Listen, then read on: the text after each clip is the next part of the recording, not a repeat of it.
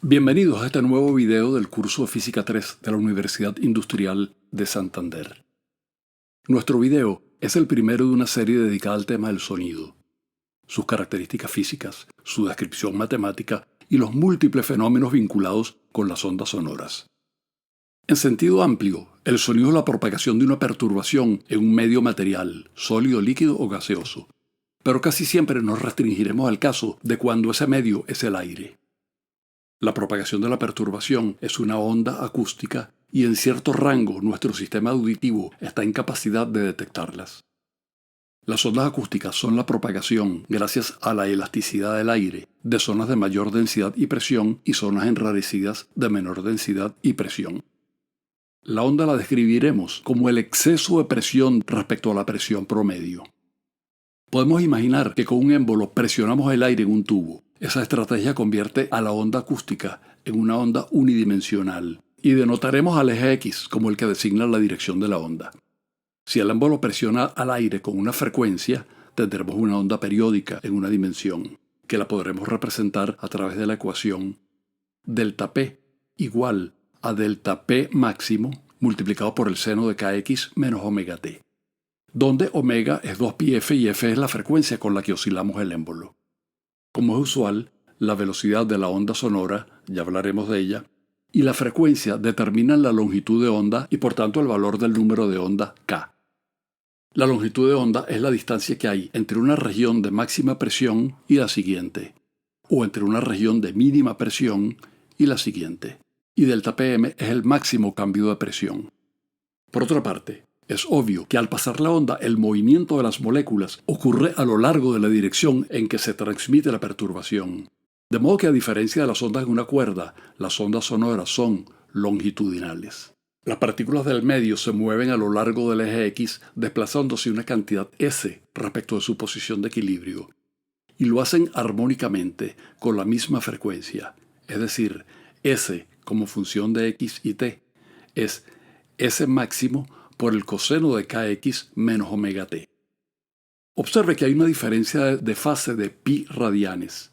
Ellos están en contrafase porque cuando S es máximo es cuando el aire está más rarificado y por tanto la presión es mínima. S máximo es la amplitud máximo del movimiento local de las partículas del medio y es muchísimo menor que la longitud de onda del registro audible.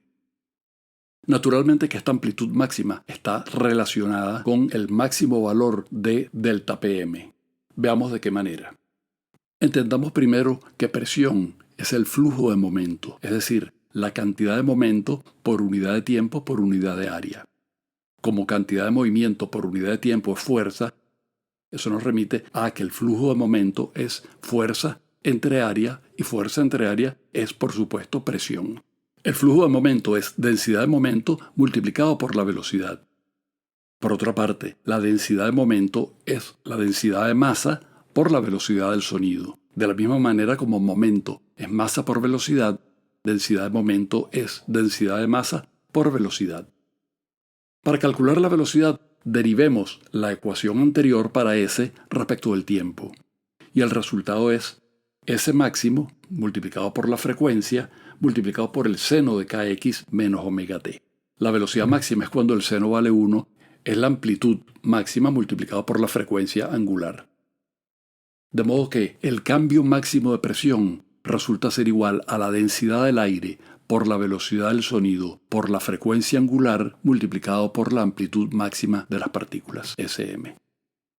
Hablemos ahora de la velocidad del sonido. La velocidad del sonido en un gas como en nuestra atmósfera depende de la manera como cambie la presión con respecto a la densidad. Más exactamente, si definimos una cantidad que denotaremos como B, que es el cambio de presión por el cambio fraccional de volumen, es decir, B igual a delta P sobre delta V entre V. Entonces la velocidad del sonido está dada por la siguiente ecuación. El delta P es el módulo B multiplicado por delta V entre V. Esto implica, tras algunos cálculos, que la velocidad del sonido es la raíz cuadrada del módulo B dividido entre la densidad del aire. El valor resultante en nuestra atmósfera y cerca de la superficie de la Tierra es alrededor de 340 metros sobre segundo. La densidad del aire es 1.2 kilos por cada metro cúbico. La velocidad del sonido se ve ligeramente alterado con cambios de la temperatura, siguiendo una ley empírica que mostramos a continuación. La velocidad en metros sobre segundo es 331 multiplicado por la raíz cuadrada de 1 más la temperatura en grados centígrados dividido entre 273. Es intuitivo que la velocidad del sonido debe aumentar, como indica la fórmula empírica, si aumenta la temperatura, porque la velocidad promedio de las moléculas aumenta y hace más eficiente la transmisión de la onda. Por otra parte, el resultado dado por la ecuación que vincula al cambio máximo de presión en la onda por el cambio máximo de amplitud de las partículas en el medio, es decir, cambio de presión máximo, es igual a la densidad por la velocidad, por la frecuencia, por la amplitud, nos permite hacer una estimación asombrosa. Es un hecho observacional que la mayor presión que nuestro tímpano puede soportar sin daños es de unos 28 newton sobre metro cuadrado. Newton sobre metro cuadrado es una unidad que recibe el nombre de Pascal. Para una onda sinusoidal de frecuencia estándar, digamos unos 1000 Hz, la relación anterior nos permite calcular la amplitud máxima de las partículas en el medio. El desplazamiento que será el que las partículas del aire le imprimen a nuestro propio tímpano y nos hacen oír. De la ecuación que vincula el desplazamiento máximo con la presión, despejando Sm, obtenemos Sm es igual al cambio de presión dividido entre la densidad por la velocidad por la frecuencia angular. Sustituyendo los valores numéricos, obtenemos que el desplazamiento máximo del aire y por tanto de nuestro tímpano es de una 10.000.000ª de metro, verdaderamente pequeño. Con sonidos muy débiles puede llegar incluso a fracciones del tamaño de un átomo. Nuestro sistema auditivo es un gran detector de sonidos. Eso es todo por los momentos. Nos conseguiremos de nuevo en el próximo video y hasta pronto.